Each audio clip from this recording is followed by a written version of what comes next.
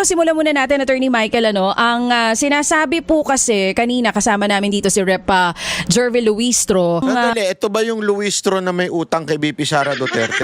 Ang kapal daw na mukha, sabi ni BP Sara Duterte, dahil akala mo kung sino makahusga, pero paalala ko lang ha. Gago! Paalala ko lang, ito yung umamin na sinabi niyang tinago niya yung asawa niya nung may warrant, which is mali, bawal, at yan po ay obstruction of justice. Kailan ka nakakita ng isang taong nag-obstruct on justice, siya pa ang namuno ng Committee on Justice? Yung hindi sumusunod sa batas, ang siya ngayong pinuno ng quote-unquote justice sa Kamara. Diba? Saka nakakita ng ganun, mga kababayan. O aside from that, meron pang ligasyon ang ating BP Sara Duterte na di umano daw ay may utang ang kapal na mukha dahil kinuha daw na abogado yung kanyang asawa at hindi pa nagbabayad. Grabe, no? Laki-laki na ng kinikita ninyo dyan sa Kamara. Di ka man lang magbayad. Magbayad ka muna. Hindi ko naman sinasabing wag mong pamunuan yung Committee on Justice, pero delikadesa. Sa bagay, wala nang delikadesa ang mga nasa gobyerno.